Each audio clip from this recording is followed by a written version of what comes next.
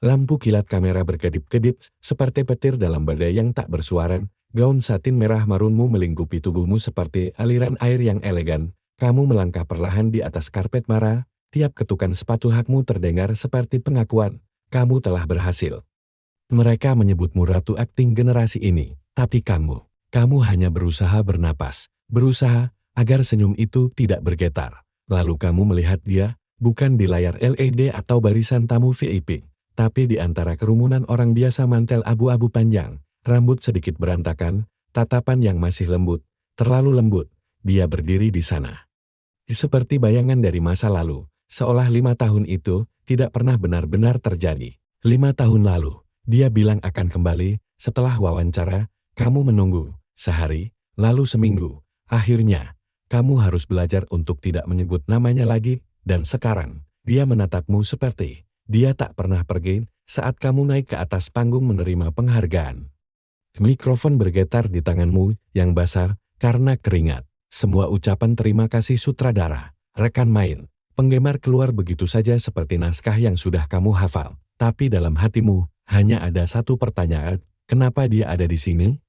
Kamu tidak menoleh lagi ke arahnya, tidak berani, tapi kamu bisa merasakan tatapannya mengikutimu seperti aroma parfum lama yang masih tersisa di sel yang dilipat rapi. Selesai acara, kamu masuk ke ruang tunggu. Di sana, sutradara, stilis, asisten semua menyambut seperti menyambut seorang putri. Tapi kamu hanya merasa lega saat menutup pintu, bersandar ke dinding.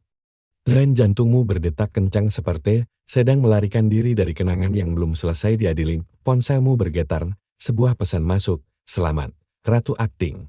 Tanpa nama, tanpa foto profil, tapi kamu tahu siapa pengirimnya. Ada nada rendah yang menggema dalam hatimu, bukan sakit. Tapi sebuah bayangan yang dulu pernah menjadi cahaya. Kamu mulai mengetik balasan, lalu menghapus ya. Akhirnya kamu hanya kirim satu kata. Kenapa? Tidak ada jawaban. Malam itu, kamu berbaring di ranjang hotel. Cahaya lampu jalan menyebar seperti anggur merah di atas permadani bludru, angin bertiup pelan, dan aroma bunga krisan putih, di vas menenangkan namun mengusik. Kamu teringat saat terakhir dia menggenggam tanganmu. Genggaman yang ringan, enggan melepas. Tapi tetap dilepas. Kamu pikir kamu sudah cukup kuat untuk melupakan.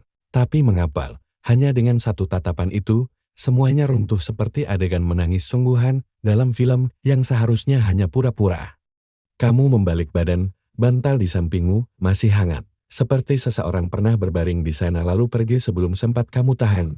Kamu tidak menangis, hanya memejamkan mata dan membisikkan dialog yang pernah kamu ucapkan dalam drama kostum kuno. Jika kau kembali, aku tak tahu harus membenci atau memaafkan. Kamu tertidur, tak menyadari bahwa besok, takdir akan kembali mengetuk. Semuanya bermula dari secangkir kopi yang sangat familiar, di sebuah kafe lama yang kamu kira telah tutup selamanya. Pagi dan kopi selalu jadi satu-satunya waktu damai untukmu, tempat perlindungan kecil. Sebuah kafe tanpa papan nama, tersembunyi di ujung gang tua di kawasan kota lama. Lantai ubin biru keabu-abuan, musik jazz pelan dari speaker tua, dan barista lansia yang selalu memanggilmu nona bintang film.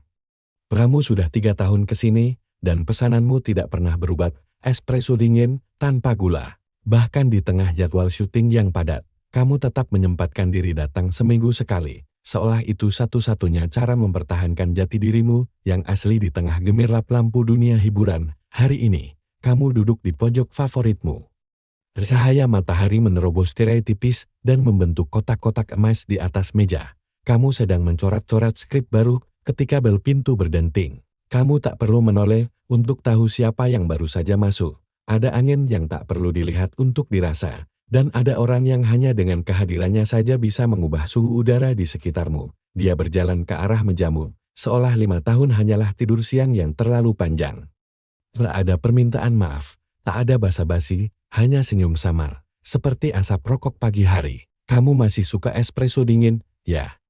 Tubuhmu menegan, jari menggenggam pena erat-erat, tapi suaramu tenang, hampir terlalu tenang, dan kamu masih suka menghilang setelah secangkir kopi.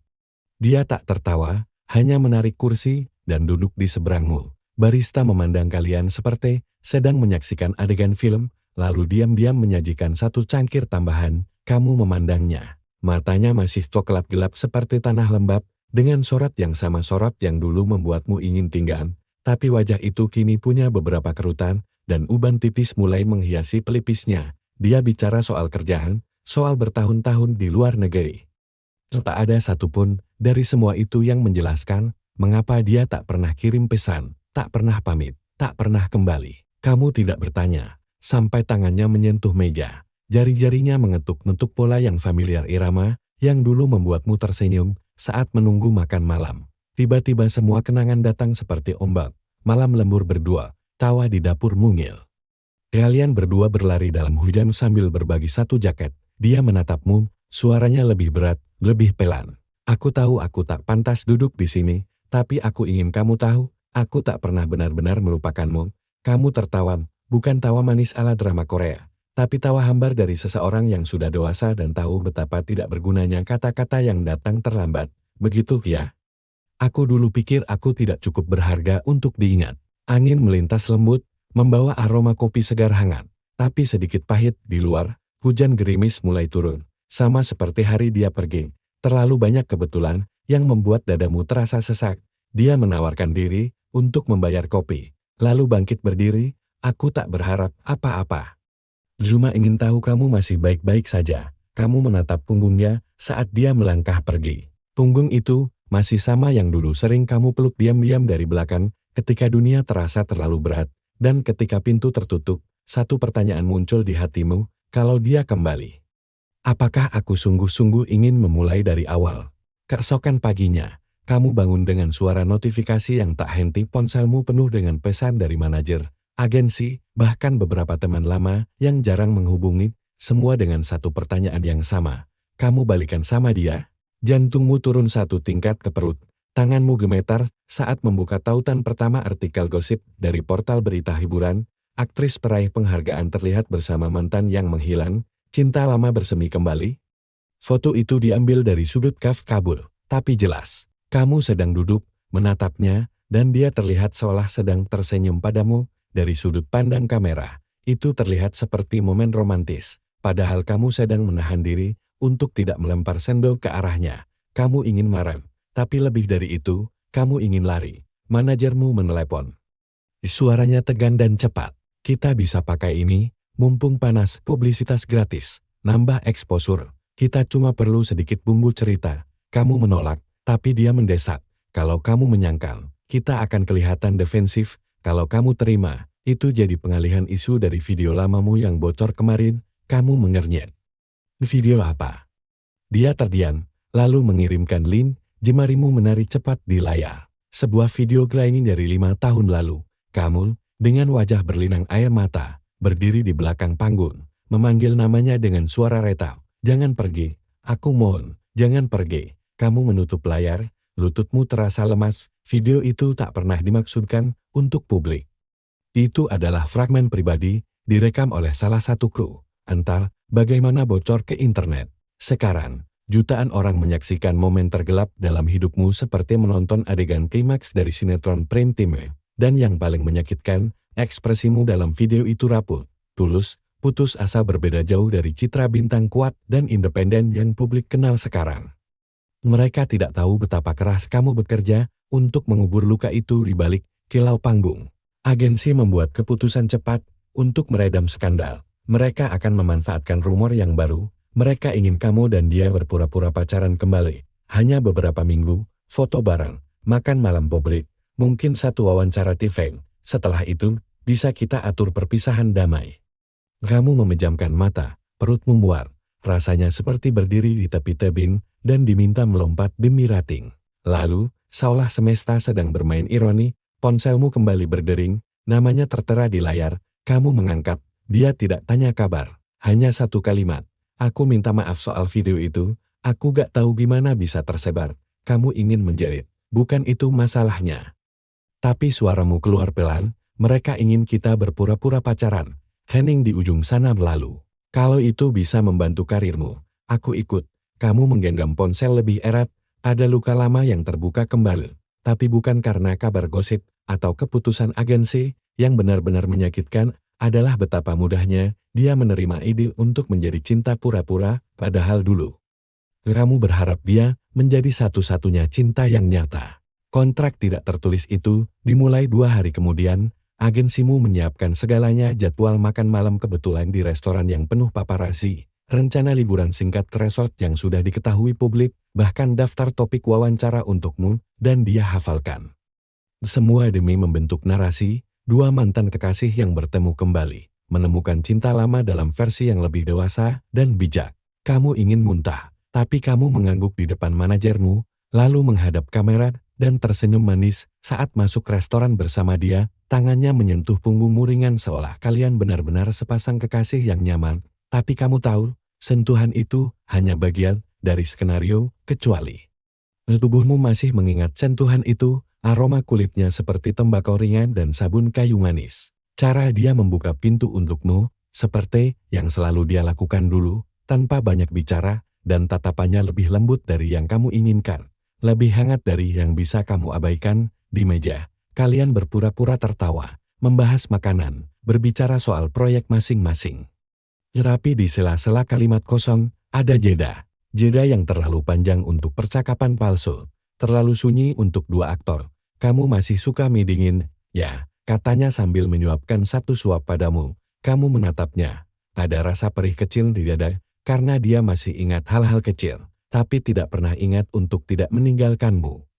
Kamu tidak membalas. Setelah makan malam, kalian berjalan keluar, dan tentu saja, lampu kamera menyala seperti kembang api. Kalian berpegangan tangan, sesuai arahan. Tapi saat dia menggenggam jarimu, kamu merasa jantungmu bergerak terlalu cepat, seperti tubuhmu masih percaya, walau pikiranmu sudah menyerah. Kenapa kamu masih merespons sentuhan orang yang meninggalkanmu begitu mudah? Kalian masuk ke mobil yang sudah disiapkan. Diam. Lalu dia berkata, kalau kamu tidak nyaman, kita bisa hentikan semuanya. Kamu menoleh, menatap wajahnya, yang sekarang tak bisa kamu baca dengan mudah seperti dulu. Aku nyaman. Kalau kamu tidak berpikir ini lucu, dia menggeleng. Aku gak pernah anggap ini lucu, tapi aku harap, mungkin di tengah semua kebohongan ini, kita bisa bicara yang jujur juga. Mobil melaju melewati lampu-lampu jalan kota yang temaram. Di luar, malam tampak biasa, tapi di dalam mobil itu, ada 2 hati yang berdetak tidak sinkron. Satu mencoba menahan, satu lagi mungkin sudah mulai membuka lagi. Dan kamu benci kenyataan bahwa kamu tidak tahu hatimu termasuk yang mana. Untuk menjaga ilusi, dia pindah sementara ke apartemenmu, tapi tidak ada yang mempersiapkanmu untuk malam-malam bersama keheningan yang terlalu akrab. Kesepakatan itu awalnya hanya untuk foto dan publikasi. Sampai agensimu dengan semangat yang terlalu kreatif mengusulkan ide baru. Kalian harus tinggal serumah, setidaknya untuk 1 bulan, supaya kesan cinta yang benar-benar kembali bisa meyakinkan publik. Kamu protes, tapi agensimu berdalih, banyak selebriti pernah melakukannya. Pindah sementara ke satu tempat, cukup lama untuk memberi ilusi keintiman. Tapi tidak terlalu lama untuk membakar jiwamu dari dalam. Akhirnya, dengan enggan, kamu menandatangani dokumen internal yang menyebutkan dia akan pindah ke apartemenmu mulai minggu ini. Dan hari itu datang, dia tiba membawa koper kecil dan 1 tas selempang. Tidak ada asisten, tidak ada kru, hanya dia, berdiri di depan pintumu. Dengan senyum canggung seperti mahasiswa baru yang datang ke asrama. Kalau kamu punya aturan khusus, aku siap ikut. Kamu hampir menjawab sinis, tapi kemudian kamu melihat matanya, tidak ada niat menyusahkan di sana, hanya ketegangan yang nyaris menyedihkan. Sepatu jangan dipakai di dalam, jangan buka kulkas setelah tengah malam, dan jangan sentuh rak bumbu dapur sebelah kanan. Dia tertawa kecil. Masih perfeksionis dia? Masih suka menghilang tanpa pamit? Hening sesaat, lalu dia hanya mengangguk pelan.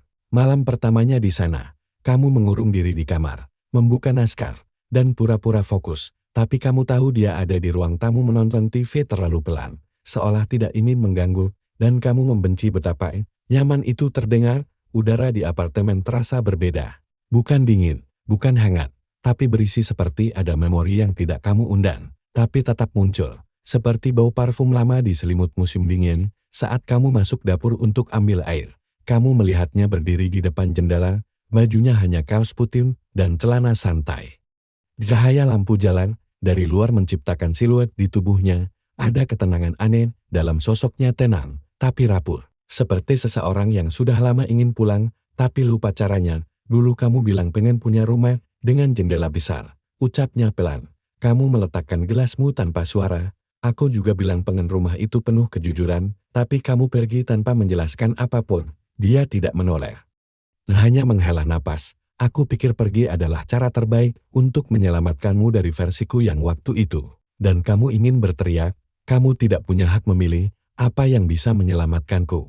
Tapi kamu hanya berdiri di sana, menyadari bahwa malam ini, kamu tidur di balik dinding yang sama dengan dia. Lagi, masalahnya, hatimu tidak lagi tahu dinding mana yang harus dibangun dan mana yang harus dihancurkan. Kalian dijadwalkan tampil dalam segmen konten pasangan untuk saluran YouTube milik agensi. Temanya sederhana, memasak bersama di rumah, tampil santai, lucu, unfiltered, dan tentunya mesra. Kamu ingin menolak, tapi kontrak sudah jalan, sponsor sudah disiapkan, dan kamu tahu betul.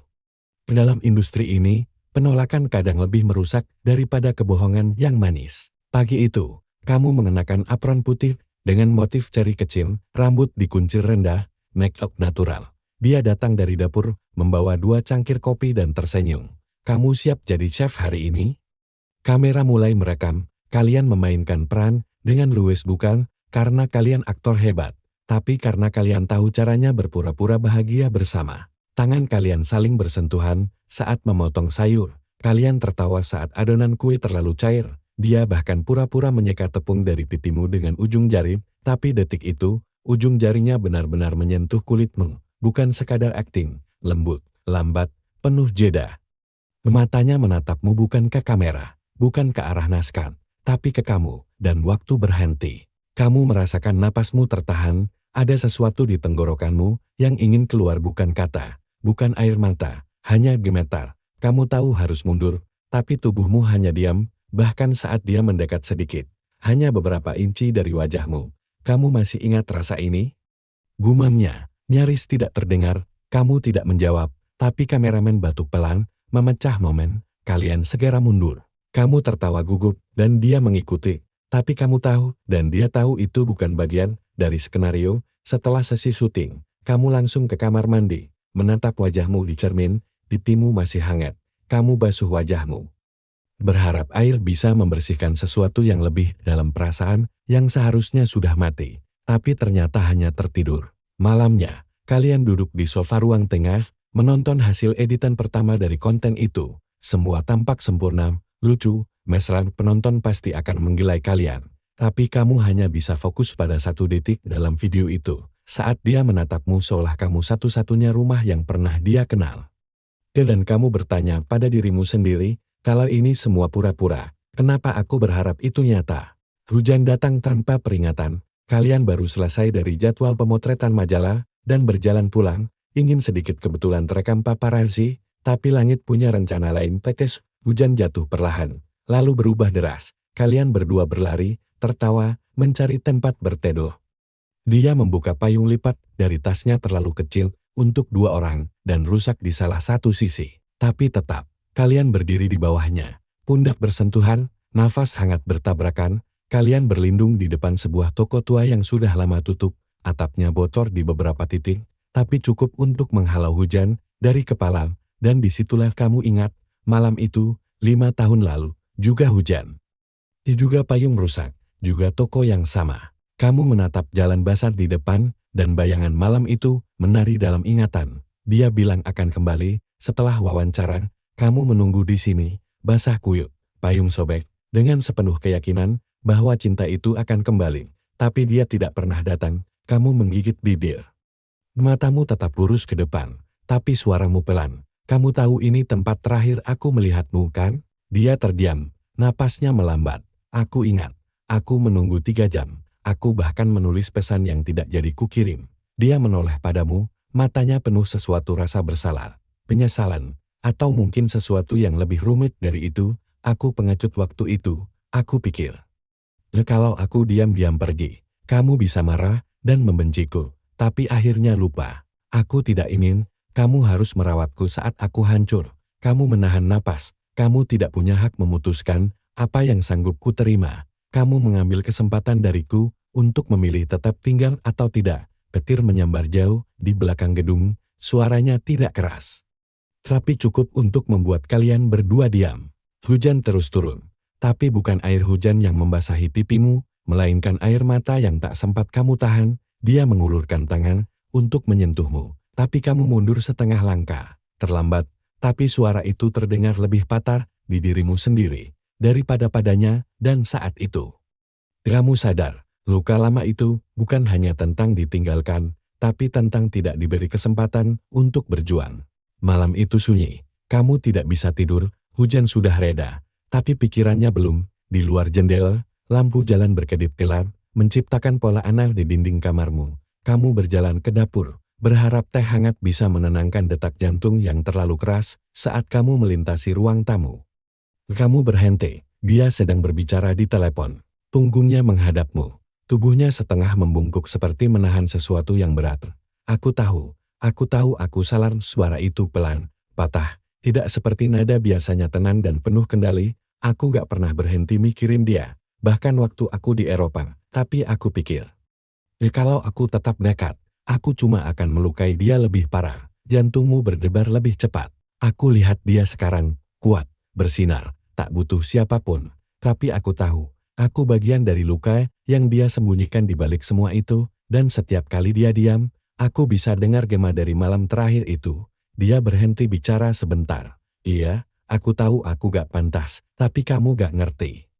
Aku juga kehilangan dia, bukan cuma dia yang patah. Kamu mundur pelan, kembali ke kamar sebelum dia sadar. Kamu mendengar, di dalam kegelapan, kamu duduk di sisi tempat tidur.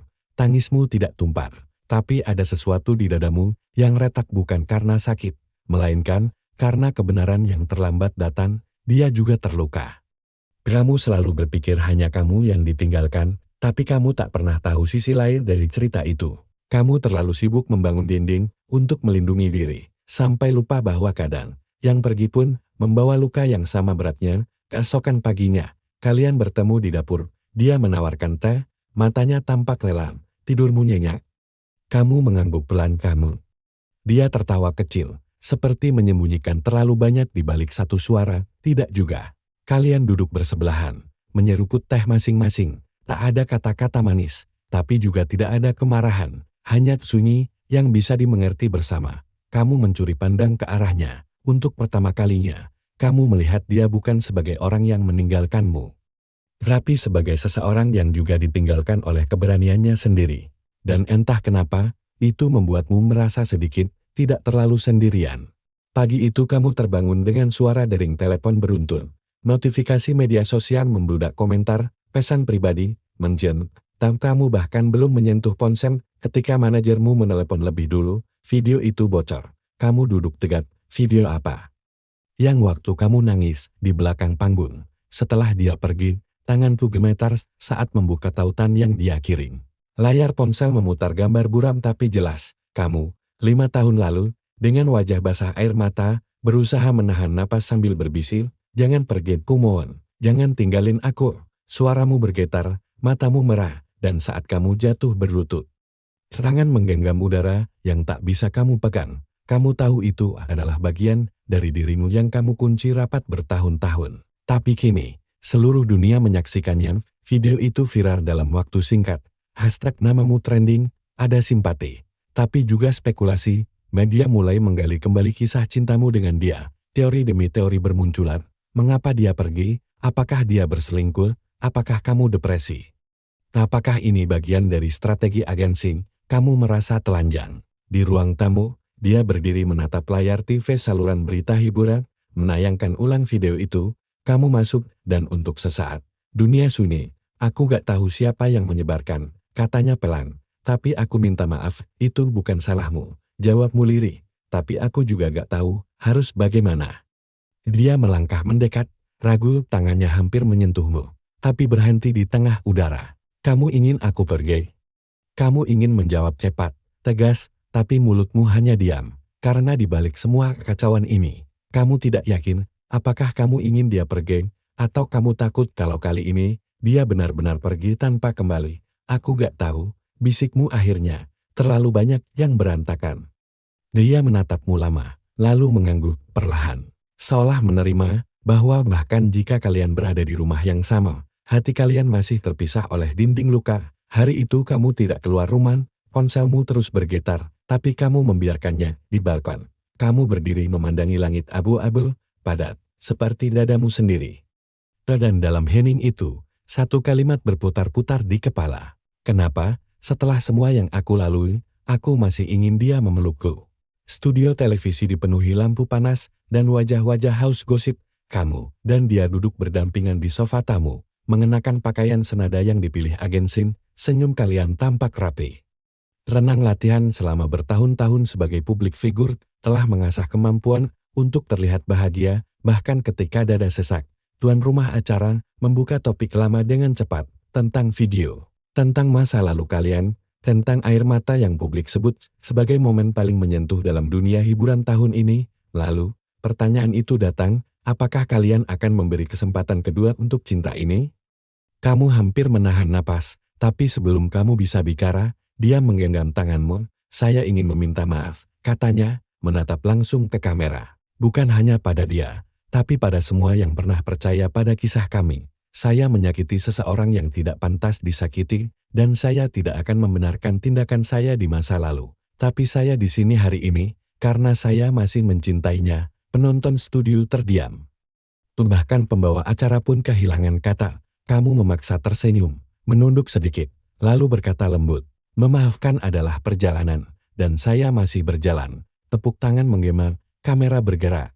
Musik lembut mengalun, semua tampak sempurna, tapi ketika kalian kembali ke ruang ganti, lampu studio belum sepenuhnya padam, dan napasmu masih belum stabil. Kenapa kamu ngomong begitu? Tanyamu, hampir berbisik, tapi terdengar jelas, di depan semua orang, tentang cinta, tentang penyesalan. Seolah kita ini, kisah manis yang tinggal dilanjutkan. Dia berdiri diam, tatapannya tidak menghindar, karena itu yang aku rasakan, tapi kenapa baru sekarang? Suaramu mulai naik, kenapa butuh satu video bocor dulu, untuk kamu akhirnya bicara?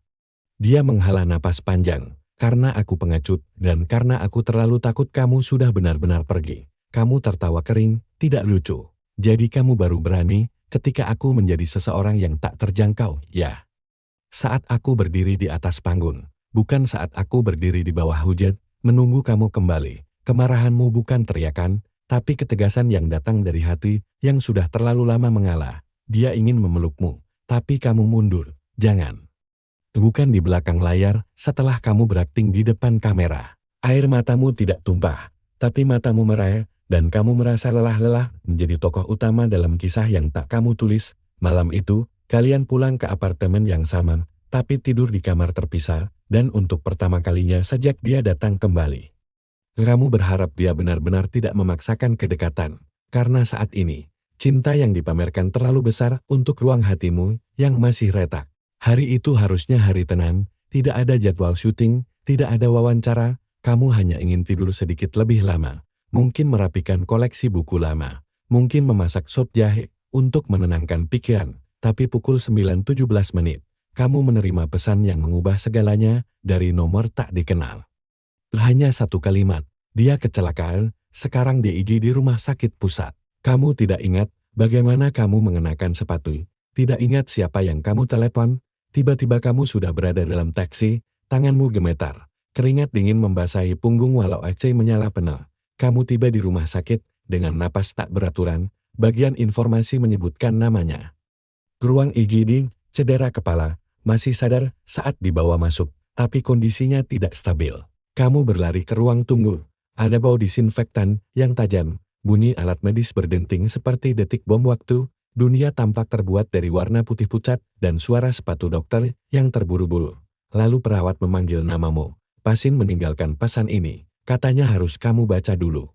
Kertas kecil, tinta bolpen yang bergoyang. Tulisan yang kamu kenal sejak dulu sedikit miring ke kiri, huruf K yang terlalu tinggi. Kalau aku tidak bangun, jangan benci aku. Kamu terdiam, kertas itu gemetar di tanganmu. Kamu membacanya berulang-ulang, seolah ingin mencari kata tambahan yang tersembunyi, penjelasan, penghiburan apa saja. Tapi itu saja, hanya 7 kata. Kamu duduk di kursi plastik biru, tubuhmu lunglai. Beberapa orang di sekelilingmu juga menunggu keluarga mereka. Tapi kamu merasa seperti satu-satunya orang di seluruh dunia yang sedang kehilangan sesuatu, bukan hanya seseorang, tapi satu kesempatan terakhir untuk mengerti bagaimana jika ini benar-benar akhir. Bagaimana jika tidak ada adegan penebusan? Tidak ada pelukan terakhir. Tidak ada kata maaf yang diucapkan langsung, mata ke mata. Kamu menatap langit-langit, lampu putih menyilaukan, matamu terasa kering, tapi dadamu sesak, dan perlahan. Kamu menyadari satu hal yang paling mengerikan. Kamu tidak siap kehilangan dia, bahkan setelah semua luka. Dia terbaring di ranjang dengan wajah lebih pucat dari yang pernah kamu lihat. Ada perban di pelipisnya, tangan kirinya tergantung pada infus, dan selang oksigen melintang pelan di bawah hidungnya. Monitor jantung berdetak stabil ritme hijau yang jadi satu-satunya tanda dia masih ada. Kamu duduk di kursi kecil di samping ranjang, dunia luar telah lenyap, ponselmu sunyi. Agensimu hanya mengirim satu pesan, ambil waktu yang kamu perlu. Dunia hiburan berhenti sejenak, tapi dunia batinmu berputar tanpa arah. Di pangkuanmu, kamu memegang naskah film yang pernah kalian baca bersama. Bertahun lalu, ketika kalian masih saling mengoreksi dialog, seperti dua siswa teater yang terlalu semangat, naskah itu kusam, penuh coretan, dan bekas kopi. Kamu membuka halaman favoritmu. Kamu tahu dia suka adegan ini. Suaramu mulai lirih. Kau tidak bisa pergi begitu saja. Kalau pergi, kau harus bawa semua kenangan juga. Tapi itu berarti kau harus membawa aku. Kata-kata itu meluncur pelan dari bibirmu, seperti mantra. Tapi dia tidak bergerak. Kamu menggenggam tangannya, hangat, tapi terlalu diam. Kamu membaca lebih banyak adegan lucu, dialog yang absurd, bahkan monolog yang dulu kalian tiru dengan logat berlebihan. Suaramu bergetar. Tapi kamu terus membaca, karena kamu percaya, mungkin, suaramu bisa menjadi jangkar yang menahannya, agar tidak hanya tergeng. Beberapa kali perawat masuk, menyentuh dahi, mengecek alat, mencatat grafik, tapi kamu tetap di sana, membaca. Sore mulai datang. Cahaya orang masuk lewat jendela kecil di pojok ruangan. Kamu menutup naskah, menatap wajahnya. Kamu pernah bilang cinta itu seperti panggung, kadang penuh penonton, kadang kosong. Tapi selama ada satu orang yang percaya, ceritanya tetap pantas dipentaskan. Suaramu hampir tak terdengar. Aku masih percaya, tahu? Kamu menunduk, menyentuhkan dahi ke punggung tangannya, dan untuk sesaat, hanya suara mesin yang mengisi udara. Irama monoton yang terdengar seperti bisikan waktu. Kamu tidak tahu apakah dia bisa mendengar. Tapi kamu berharap dan ketakutan dalam napas yang sama.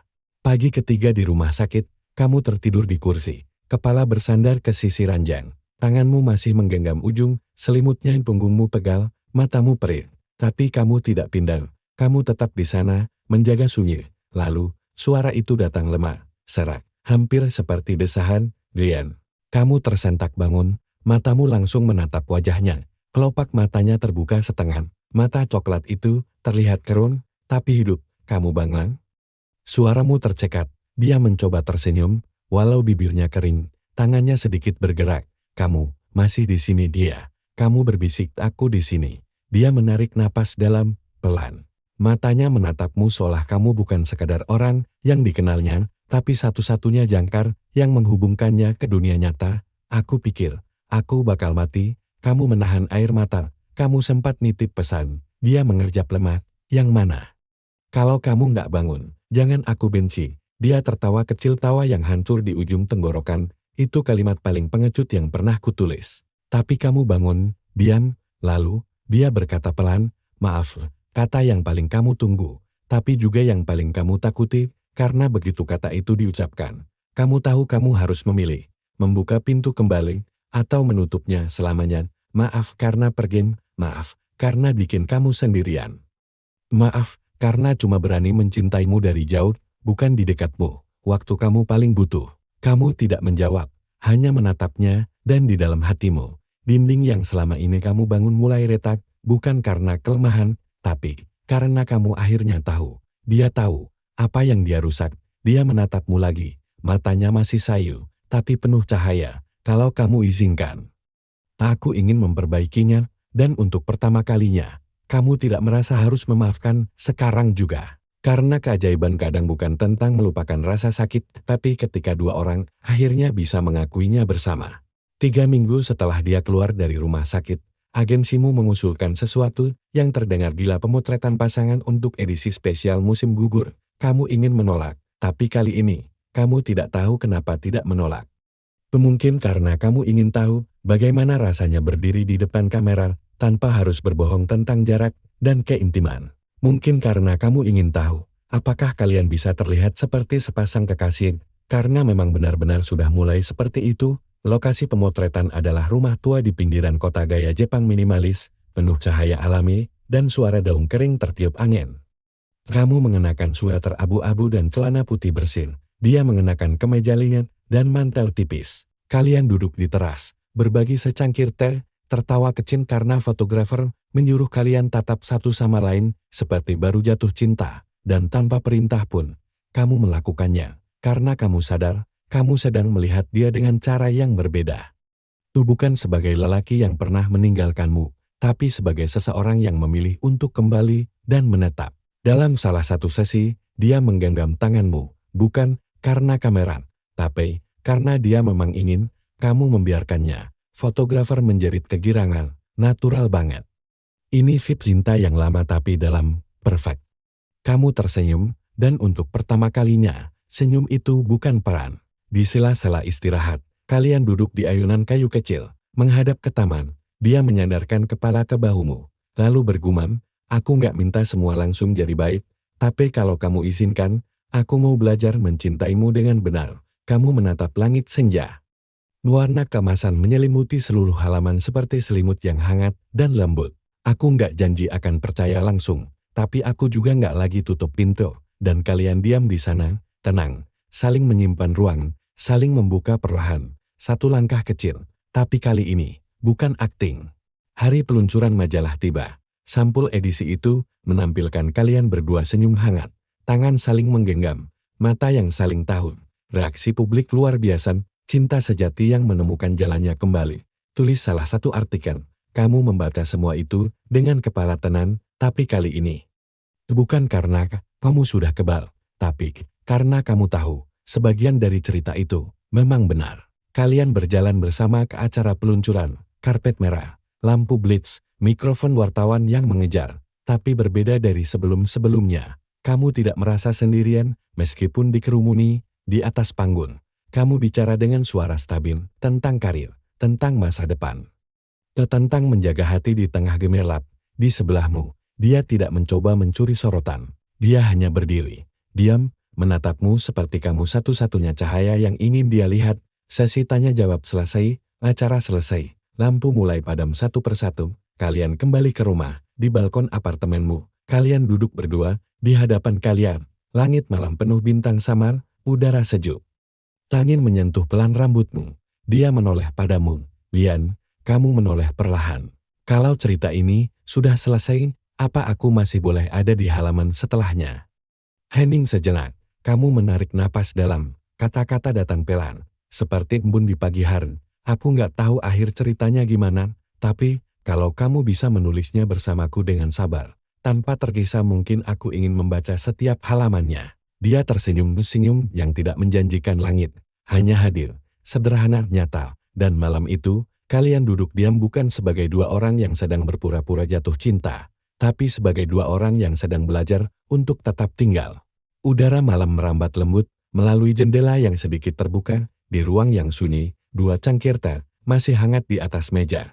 Tak ada dialog besar, tak ada pelukan dramatis, hanya keheningan yang terasa ringan. Kamu berbaring di sofa, mata terpejam, napasmu tenang. Di seberang ruangan, dia merapikan selimutmu, lalu duduk kembali. Tidak ada yang harus dibuktikan malam ini. Tidak ada skenario untuk dihafal. Kamu merasakan berat hari ini perlahan mencair, seperti es yang menyerah pada sinar mentari. Di dunia yang penuh kecepatan, penuh penilaian dan sandiwara, menemukan seseorang yang mau diam bersamamu dalam hening adalah bentuk cinta paling sederhana, dan mungkin paling nyata. Jadi malam ini, kamu tidak lagi bertanya, apakah dia akan pergi? Atau apakah aku cukup kuat? Karena malam ini, kamu tahu, kamu baik-baik saja. Dan esok pagi, kamu akan bangun dengan hati yang sedikit lebih ringan, langkah yang sedikit lebih perlahan, tapi pasti, dan itu cukup. Untuk malam ini, itu cukup.